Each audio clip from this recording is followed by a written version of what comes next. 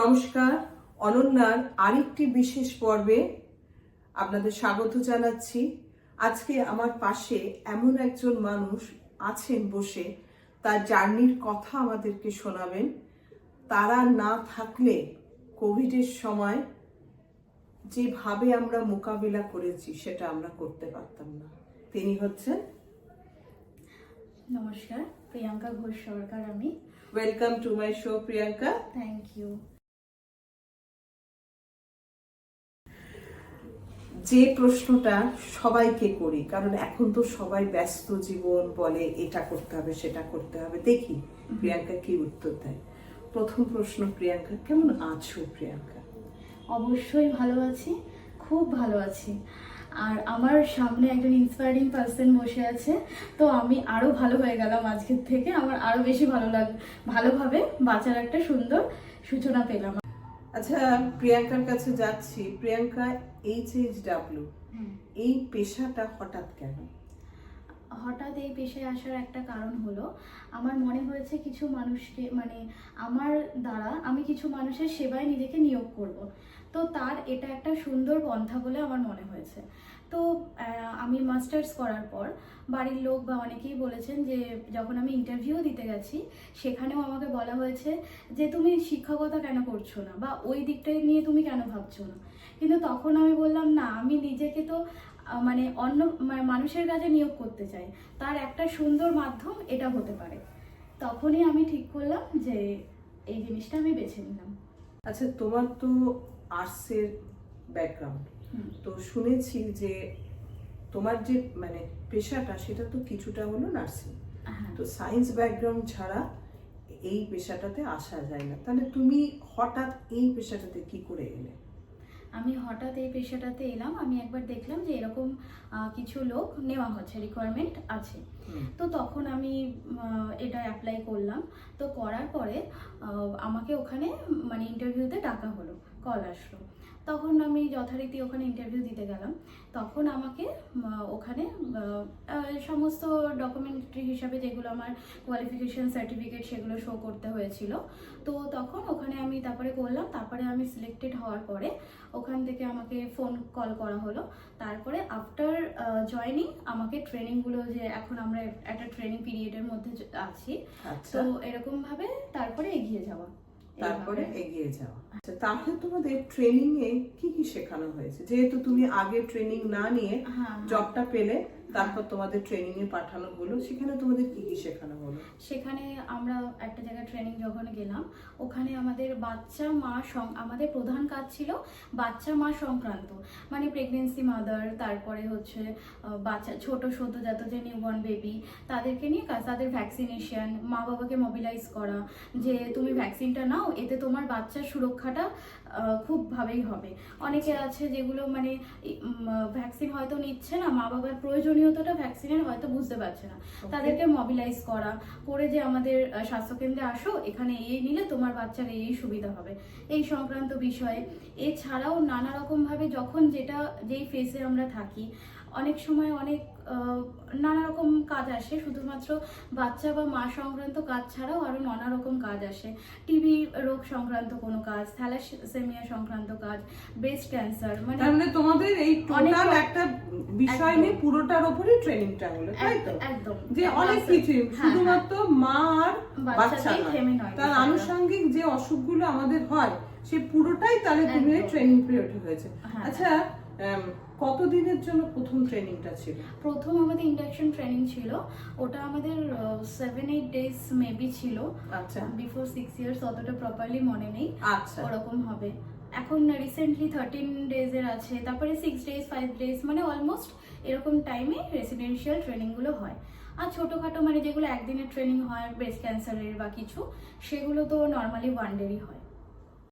Training করার পর প্রথম যেদিন জয়েন করলে অফিসে, তার একটু শুনি, অভিজ্ঞতাটা শুনি। সেই দিনটার তো অনুভূতিটা একটা আলাদা রকমের ছিল। যে প্রথম আমি যাচ্ছি, আর যেটা আমি চাই এরকম একটা প্ল্যাটফর্ম বা এরকম একটা সুযোগ আমি পেয়েছি। এবার আমাকে কাজ করতে হবে। মানুষের সুরক্ষা থেকে মানুষকে সচেতন করার দিকটা আমাকে আরো বেশি করে দেখতে হবে। প্রথম দিন গেলাম, দেখলাম যে আমি এখানে জয়েন করেছি, আনুষঙ্গিক পরিবেশ সমস্তটাই খুব ভালো লেগেছিল। প্রত্যেকটা মানুষজন, তাদের ভালো ব্যবহার, কলিগসদের সব মিলিয়ে খুব সুন্দর ছিল দিনটা। তুমি এক্ষুনি বললে যে 6 বছরের চাকরি জীবন। হ্যাঁ। তো 6 বছরের চাকরির এই টাইমটা, কোন সময়টা সব থেকে মনে হয়েছে সাংঘাতিক সময় তোমার জীবনে গেছে? কেন এই প্রশ্নটা করছি, ও যখন চাকরিতে জয়েন করেছে এমন কিছু ঘটনা ঘটে গেছে, সেই প্রশ্নটা এই প্রসঙ্গে করছি। কোন ঘটনাটা ঘটে গেছে? সব থেকে মানে একদম মহামারী কবল বলতে গেলে, মানে একদম খুব মানে যেটা আমি বলতে চলেছি এখন, কোভিড। ঠিক আছে, করোনা ভাইরাসের সময় আমাদের ওই ফেজটা আমার 6 বছরের চাকরি জীবনে একটা গুরুত্বপূর্ণ স্টেজ ছিল। মানে ওই সময় আমি যে কাজে মানুষকে নিয়োগ করতে এসেছি তার একটা, অবশ্যই পুরোটাই সঠিক সময়, কিন্তু সেটা একটা সঠিকের পাশাপাশি খুব মানে দায়িত্ববান সময় বলেও আমি মনে করেছি। কারণ ওই সময়টা মানে আমাদের যে ল্যাবটেশিয়ান টেস্ট করেন, ওই ল্যাবটেশিয়ান দাদার সাথেও আমাকে অ্যাসিস্ট করতে হয়েছে টেস্টে। তারপরে আমাকে ভ্যাকসিনও দিতে হয়েছে, পার ডে অনেক সংখ্যক মানুষকে ভ্যাকসিন দেওয়ার ব্যাপার। তারপরে সমস্ত ওই টাইমটা এই পিপি কিট পরে যে কাজ করা, না মানে ওই এমন একটা ফেজ গেছে যে আমি মানে অত ঘন্টা সময় আমি জলও খেতে পাচ্ছি না। কেন? আমার টয়লেট পাবে, পিপি কিট পরে কিন্তু আমি সেটা করতে পারছি না। তাহলে ওটা একটা অস্বস্তির কারণ, কিন্তু পাশাপাশি অস্বস্তিটা মনে হয়নি যখন সকলকে আমি সেবা করতে পারছি। আমার দ্বারাই কিছু মানুষের ভ্যাকসিন, তখন এতটাই ক্রাইসিস ছিল ভ্যাকসিনের, মানে এমনও হতো সেই ভোর 5টা থেকে 4টে থেকে লোকজন লাইন দিত আমরা যখন ঢুকতাম অফিসে, মানে অসংখ্য লাইন। যখন ওই মুখগুলো দেখতাম যে ওনারা আমার দ্বারা যদি কিছু উপকৃত হয়, তাহলে এটা অতি সামান্য এই স্যাক্রিফাইসটা আমার জন্য। ইভেন আমি তো ডেফিনেটলি অবশ্যই নিজের জীবন তো বাজি রেখে তো এটা করাই, পাশাপাশি আমার পরিবার, সেই পরিবার যদি কখনো পাশে না থাকতো, সাপোর্ট না করতো, তাহলে হয়তো এই প্রফেশনে এগিয়ে যাওয়া বা এই ফেজগুলোকে মোকাবিলা করা এটা কখনোই সম্ভব ছিল না আমার পক্ষে। আচ্ছা প্রিয়াকে জিজ্ঞাসা করছি, এই যে প্রতিদিন যখন সকালবেলা বাড়ি থেকে বেরোতে, গোটা রাস্তাঘাট খালি, একদম কোনো লোক নেই, কিছু নেই, যে অফিসে যে যাচ্ছ যেতে কিভাবে? যখন আমি যেতাম, আমার বাড়ি থেকে 10 মিনিটস মতো ডিস্টেন্স আমার হেলথ সেন্টার। এবার আমি যখন ওখানে যেতাম তখন আমি মানে ওই সময়টা, লকডাউন পিরিয়ডটা, সকলে বাড়িতে, রাস্তায় মানে একটা কাকপক্ষীও দেখা যেত না, শুধু আমরা যাচ্ছি আর পুলিশ দেখতে পাচ্ছি, মানে ওনারা আর আমরা, এই দুটো প্রাণী ছাড়া আমি মানে এই প্রফেশন বা ডেজিগনেশনের মানুষ ছাড়া আমি রাস্তায় কাউকে দেখতে পাচ্ছি না। তো যথারীতি পৌঁছালাম, তারপরে তো একটা অস্বাভাবিক ভিড়, এগুলো তো আছে। তারপরে মানে সেটাই আমি বলছি যে অবশ্যই আমার কাজ মা বাচ্চা সংক্রান্ত, মাকে বা বাচ্চাকে মানে মাকে সচেতন করা বাচ্চার দিকটা নিয়ে সমস্ত কিছু, কিন্তু তারপরেও যখন যে মুহূর্তে যেই পরিস্থিতি এসছে সেটাকে মোকাবিলা করাও আমার ডেজিগনেশনের একটা অন্যতম দিক হিসাবে আমি মনে করি। তাহলে বাড়ি ফেরত এসে কি করতে, মানে কিভাবে নিজেকে ক্লেম করতে? বাড়ি তো ফিরতাম, একটা নিজের মানসিক চিন্তা নিয়েও ফিরতাম, এবং কি যখন টেস্টিং রুম থেকে বেরোনোর সময়ও মানে আমি নিজেরও একটা টেস্ট করে নিতাম যে আমি কি কিছু ভাইরাস নিয়ে বাড়ি যাচ্ছি যার দ্বারা আমার বাড়ির পরিবারের মানুষগুলো আক্রান্ত হতে পারে, সেদিকটাও তো আমাকে পাশাপাশি সচেতন রাখতে হবে নিজেকে। তারপরে এরকম গেলাম, বাড়িতে যাওয়ার পর মানে আমার কেন আমি বলছি ঘটনাটা, পরিবার কতটা পাশে ছিল, আমার হাজবেন্ড বিশেষ করে, হাজবেন্ড পাশাপাশি বাবাও। এবার হাজবেন্ড জল রেখে দিত, ডেটল জল ছাদে, আমি ওটা দিয়ে স্নান করে তারপরে কিন্তু আমি ঘরে ঢুকতাম। আর তারপরে এমনও হয়েছে যে আমার এটা ভয় লাগতো, বা অবশ্যই তো বাড়ির লোক সাপোর্ট করছে, কিন্তু পাশাপাশি তো তারাও একটা মানসিক টেনশন নিচ্ছে, কারণ তখন চারিদিকে এতটা মহামারীর সময় চলছে, কখনো কি খারাপ খবর আসছে চারিপাশ থেকে, আমার মাধ্যম মানে আমার দিক থেকেও কি কোনো খবর আসতে পারে, সেটা নিয়েও একটা মানসিক টেনশনে তারা ছিলেন। তারপরেও তারা সমানভাবে আমাকে সাপোর্ট করে গেছেন। আমাদের তো যারা এখন আমরা সুস্থ সবল হয়ে বসে আছি, এই পেশার লোকজনদের আমাদের নমস্কার জানানো উচিত, যে আপনারা ছিলেন বলেই আজকে কিন্তু আমরা বুঝতে পারিনি, টের পাইনি নালে কত লোকের সংসার শেষ হয়ে গেছে, হয়তো বাবা মা চলে গেছেন, একদম। বাচ্চা রয়ে গেছেন, এইরকম কত লোকের হয়েছে। কিন্তু যে কজন মানুষ গোটা পৃথিবী, শুধু আমাদের ভারতবর্ষের ক্ষেত্রেই না, গোটা পৃথিবী জুড়ে যে কজন আছি তাদের এই পেশার মানুষজনদের জন্য, এবং শুধু তাই না, এই পেশার মানুষরা কিন্তু ওই একটা বছর ধরে কত স্যাক্রিফাইস করেছে, সেটা ঘটনাটা সেটা বলে আমাদের শেষ করা যাবে না। একদমই তাই। যখন তুমি টেস্টগুলো করতে, হ্যাঁ, তারপরে যারা আসতেন তোমার কাছে টেস্ট করতে, তাদেরকে তুমি শুধুমাত্র তো তুমি টেস্ট করছো না, তাদের তো মনে জোরও দিতে হবে। হ্যাঁ। সেই একটু অভিজ্ঞতাটা আমরা শুনি। ওখানে মানে যে মানে অনেক তো টেস্টে সকাল থেকে গিয়ে দেখতাম প্রচুর লাইন পড়ে আছে। তো যখন যারা টেস্ট করতে আসতেন তাদের মধ্যে এরকম অনেক পেশেন্ট ছিল যেখানে কিছু নেগেটিভ পেশেন্ট তো ছিল ডেফিনেটলি, তারা চলে গেলেন, ঠিক আছে, কিন্তু পজিটিভ পেশেন্ট যাদের টেস্ট করলাম বা রিপোর্ট বেরোলো পজিটিভ, তখন তাদের মানে ফেস দেখে বা কিছু দেখে এতটা খারাপ লাগছে, বা রিপোর্টটা যখন হাতে পাওয়ার পর তারা একটা কথাই বলছে, দিদি আমার কিছু হবে না তো? আলাম কেন তোমার হবে? পেশেন্ট তো অবশ্যই ভয় পাবে, কিন্তু এটা যে কিছু নয়, তুমি অবশ্যই ভালোভাবে সুস্থ হয়ে যেতে পারো, সেই মেসেজটা তো আমারই কাজ ওনাকে দেওয়া, বা ওই সময় মানসিক একটা সাপোর্ট দেওয়া তাকে। আমি বললাম কেন হবে তোমার, তুমি তো অবশ্যই এটা ট্রিটমেন্ট আছে, তুমি ট্রিটমেন্ট করবে, তুমি ভালো হয়ে যাবে, এরকম বলে তো তাকে একটা মনে সাহস জুগিয়ে আমরা পাঠালাম। কিন্তু তারপরে কিছুদিন পরে মানে এটা খুব প্যাথেটিক আমার জন্য, মানে এতটাই কষ্টের একটা মুহূর্ত। কিছুদিন পরে আমাদের কাছে রিপোর্টগুলো আসতো মানে স্বাস্থ্যভবন থেকে, যে সন্ধ্যাবেলা করেই এত পেশেন্ট কোভিড পজিটিভ বা ডেঙ্গু হোয়াট এভার, মানে এই রিপোর্টগুলো আসতো। তখন দেখছি ওখানে ওই মানে এরকম অনেক পেশেন্ট আছেন যারা ওখানে মানে ওদের এসছে পজিটিভ, আমি নিজেও দেখছি পেশেন্ট পজিটিভ রিপোর্ট করার সময়। তারপরে তখন ওখানে দেখা যাচ্ছে যে পেশেন্টটা 2 দিন মানে 3-4 দিন পরে এরকম যে এক্সপায়ার করে গেছে। মানে ওই যে মুহূর্তগুলো ভেতর থেকে যে কি হয়, যে মানুষটাকে আমি কিছুদিন আগে দেখলাম, আমি তাকে টেস্টের এখানে উনি টেস্ট করে গেলেন আমার এখানে আমার সামনে, তারপরে গিয়ে 3-4 দিন পর দেখছি পেশেন্টটা এক্সপায়ার করে গেছে। মানে এরকম কিছু ফেস গেছে, মানে ওগুলো বলে ভাষায় বোঝানোর নয়, যে ভেতরেও একটা কষ্টকর ব্যাপার, আর মেনে নেওয়া যায় না যে এই মানুষটাকে আমি দেখলাম সে আজকে নেই। আর এটা তো একটা দুটো নয়, এরকম অসংখ্য মেনে নিতে হয়েছে আমাদেরকে। তো আমরা তো সাধারণ মানুষরা তো সেই সময়টা বাড়ি থেকে বেরোয়নি, সুতরাং অ্যাকচুয়ালি ব্যাপারটা আমাদের হচ্ছে মানে মিডিয়া যা তুলে পাঠিয়েছে সেটাই আমরা দেখছি। কিন্তু তুমি তো রোজ রাস্তায় বেরিয়েছিলে, যে গিয়ে ওখানে পৌঁছেছো, ওদেরকে সাথে সহযোগিতা করেছো, আবার রোজ রাতে বাড়ি এসেছো।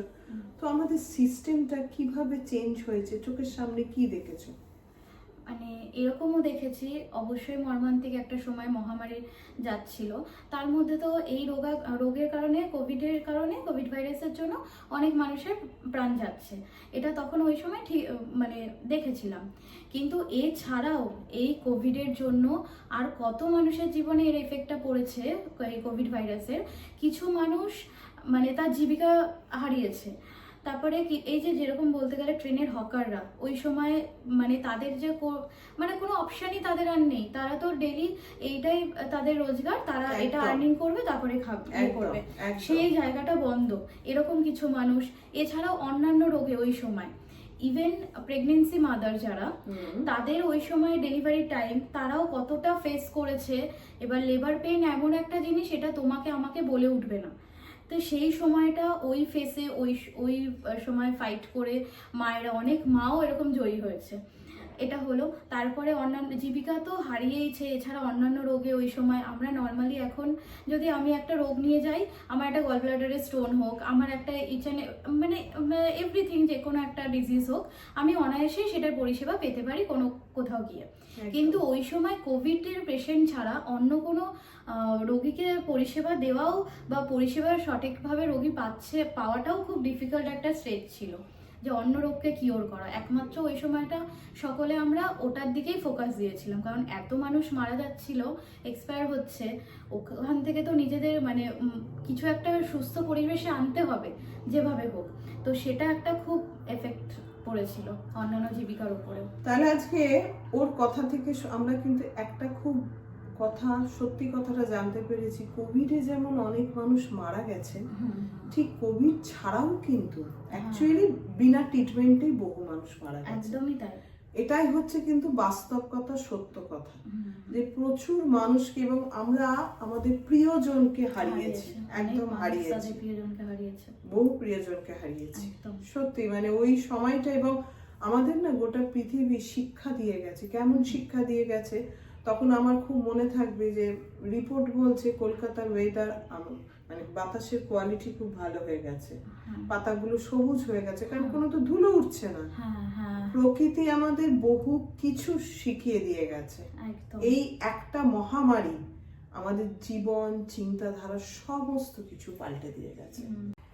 এবার আমরা একটু দেখি, একটু প্রিয়াঙ্কার অন্যদিকে একটু যাই, প্রিয়াঙ্কার জার্নির পাশাপাশি একটু অন্য কিছু শুনি। প্রিয়াঙ্কার অবসর সময় কাটে কিভাবে? অবসর সময় আমার জীবনে মানে গোটা একটা দিনের মধ্যে বের করাটা খুবই ডিফিকাল্ট, কিন্তু নিজের জন্য তো একটু সময় রাখতেই হবে। তো সেই জন্য আমি অবসর সময় একটু মানে গান শুনতে খুব ভালোবাসি, গল্পের বই পড়তে।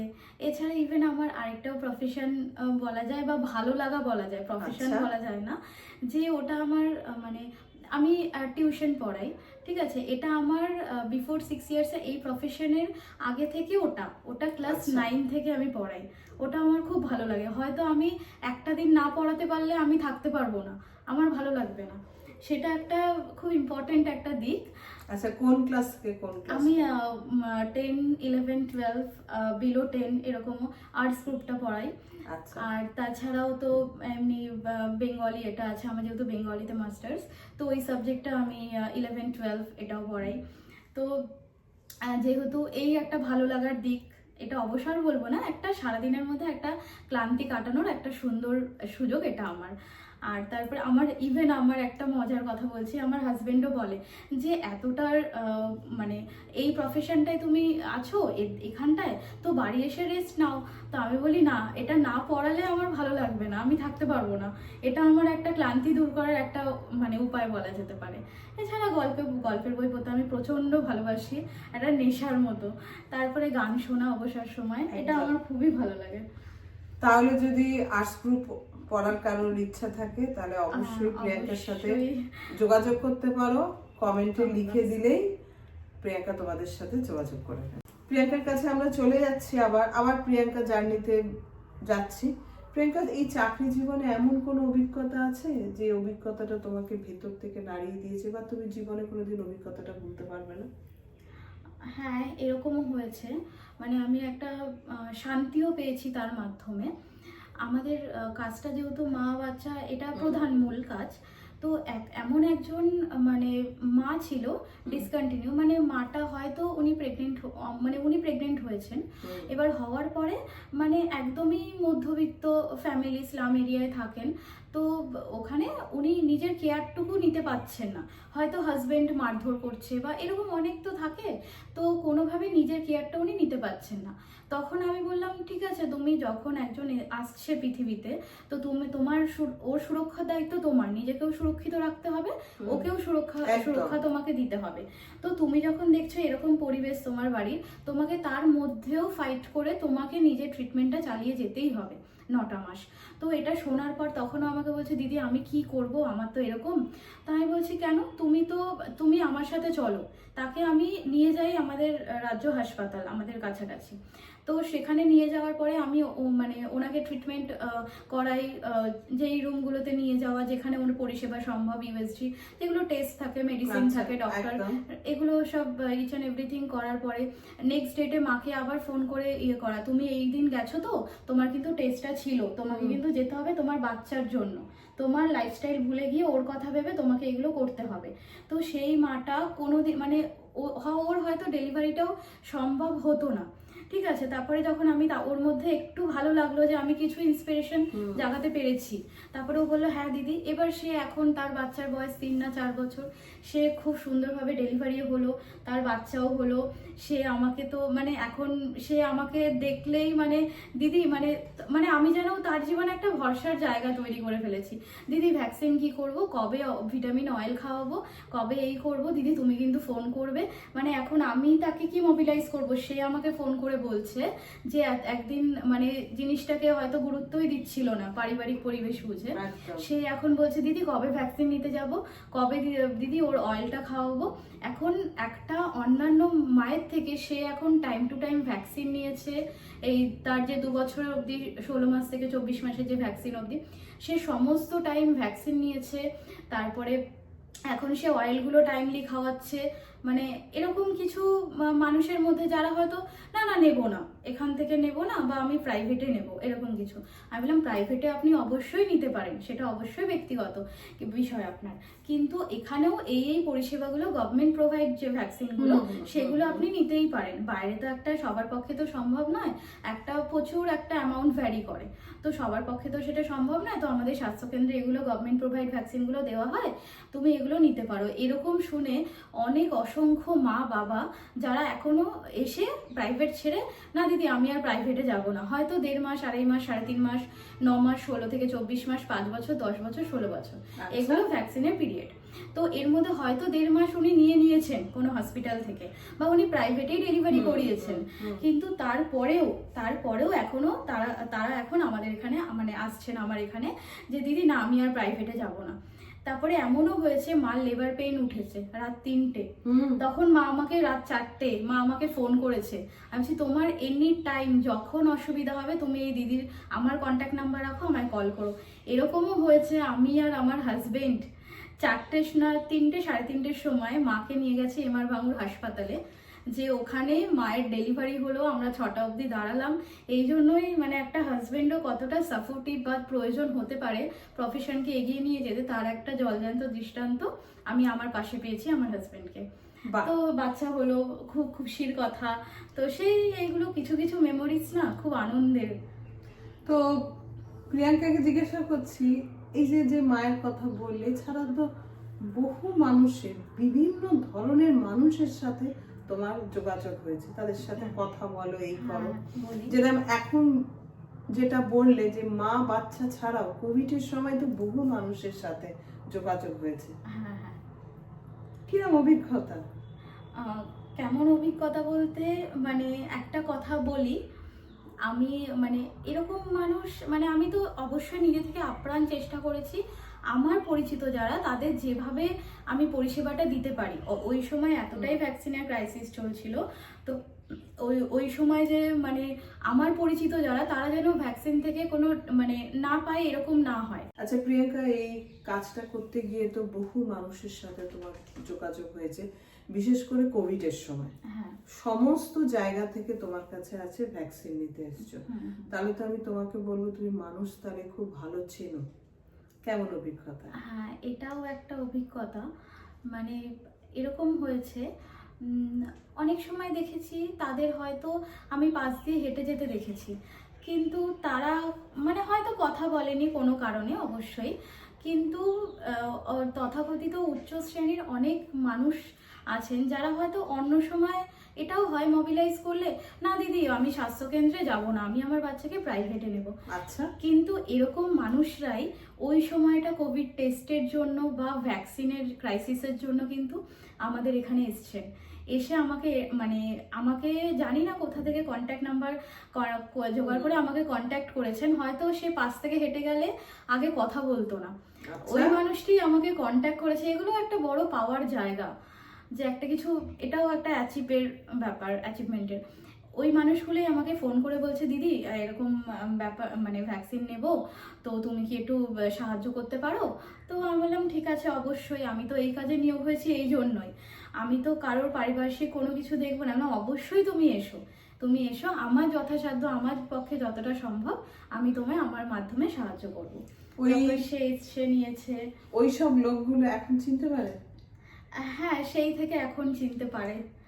এখন তাহলে সেই সব লোকগুলো হয়তো আগে ওনারাই চিনতেন না, চিন্তা কিন্তু এখন তারা সত্যি উপকৃত, মানে তারাই রিয়েলাইজ করে যে দিদিকে হয়তো আগে আমরা সেরকম ভাবে ভাবিনি বা দেখিনি, কিন্তু দিদির মাধ্যমে হয়তো কিছু উপকার তারা পেলো।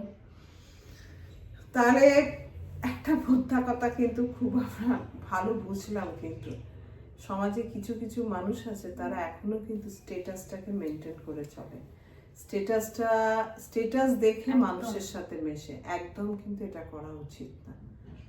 স্ট্যাটাসটা কিন্তু ওপরওয়ালা দিয়ে পাঠায় না, যা স্ট্যাটাস সে তৈরি করে নেয়।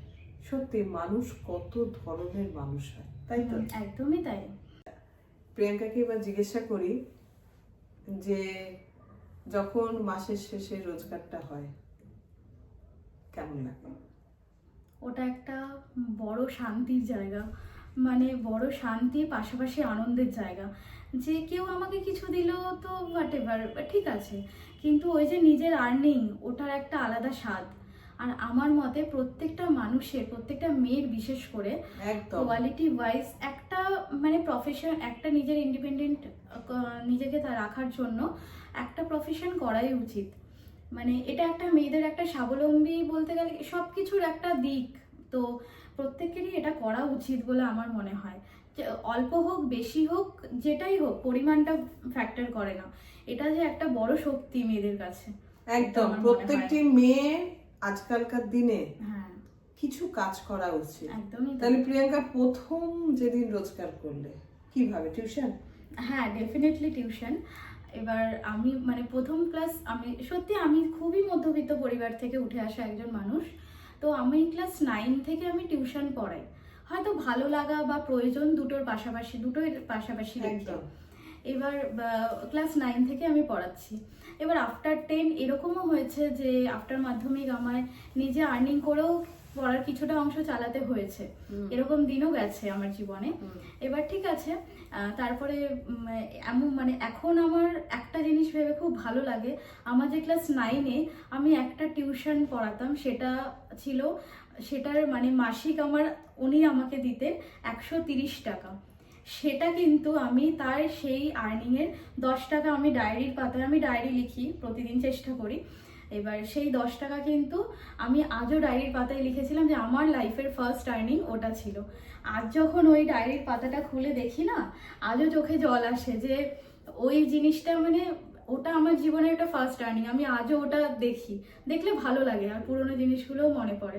সত্যি প্রথম রোজগার তার প্রত্যেকটা ব্যাপারই আলাদা। আমারও জীবনে প্রথম যে স্যালারি ঢুকেছিল সেখান থেকে টাকা সরিয়ে ডেট তারিখ দিয়ে নিজের কাছে রেখে দিয়েছি, এবং একদমই ওটা তাই। যখন মাঝে মধ্যে দেখি তখন মনে হয় যে না, আমি আজকে এই জায়গাটায় দাঁড়িয়ে আছি, আমার নিজস্ব কিছু একটা রোজগার আছে, আমি আজকে এই জায়গাটা দাঁড়িয়ে আছি। একদমই তাই। আমরা অনুষ্ঠানের শেষ পর্যায়ে একদম চলে এসেছি। আমার কস্টিউম আজকে স্পন্সর করেছে আনন্দী। যদি তোমাদের কারোর মনে হয় আনন্দীর জিনিস কিনবে তাহলে প্লিজ কমেন্টে লেখো, আমি তোমাদের যোগাযোগ করিয়ে দেবো। প্রিয়াঙ্কাকে জিজ্ঞাসা করছি, দিনের শেষে, সারা দিন খুব ব্যস্ত তুমি, দিনের শেষে নিজেকে কি মনে হয় আমাদের দর্শকদের একটু জানাও। সারাদিন এই সকালে ওঠা বা পড়ানো বা এই মানে অফিস, তারপরে আবার আফটার অফিস টিউশন, তার মাঝে মাঝে সংসারের কাজ সমস্ত মেনটেন করে হয়তো শারীরিকভাবে কিছুটা কষ্ট হয়, কিন্তু যখন দিনের শেষে বিছানায় আসি না, তখন মনে হয় সারাদিনের ক্লান্তিটা মানে ক্লান্তি মনে হয় না, মনে হয় এইভাবেই তো সময়টা বেশ সুন্দর কেটে যাচ্ছে, আরও আনন্দের সাথে কাটছে। সবাইকে এরকম পরিষেবা দিতে পেরে, পরিষেবা প্রদান আমার মাধ্যমে কোনো মানুষ পরিষেবা পেয়ে উপকৃত হচ্ছে, এগুলো সমস্ত রাতে যখন ভাবি তখন ক্লান্তি আর দূর তো হয়েই যায়, এবং কি একটা আনন্দ লাগে পরের দিন আবার ভোরে উঠে সকালের যে আবার জেগে ওঠা এনার্জি পাওয়া, সেটা একটা খুব সুন্দরভাবে একটা রিয়েলাইজ করি। সারাদিনের পর মনে হয় দিনের শেষে আমি খুব ভালো আছি, খুব হ্যাপি আছি। এরকমভাবে প্রত্যেকটা মানুষের হ্যাপি থাকা উচিত, বা নিজেকে ভালো রাখার দায়িত্ব অবশ্যই নিজের, তাই নিজেকে খুঁজে নিতে হবে।